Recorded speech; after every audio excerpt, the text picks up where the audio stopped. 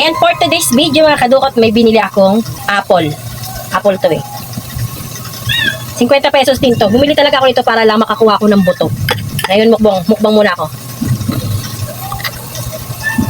Wow. Ang sarap!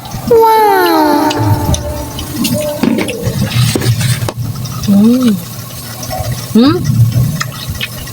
Ang pangalan nito sa inyo? Ito na lang wala dito si Mars Kadyot.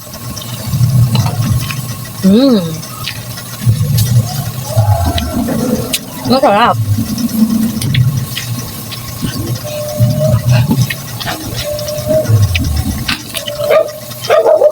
Ayun lang, walang buto.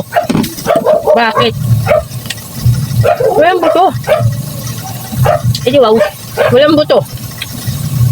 Paano makakuha ng pampunla ko nito? Wala man buto. Paano tayo? Ang tamis na sarap. Gusto ko pa naman magpunla nito kasi nakikita ko talaga sa ano to, sarap ng mga ganito, ang lalaki. Wala palang buto. Walang buto. Kain.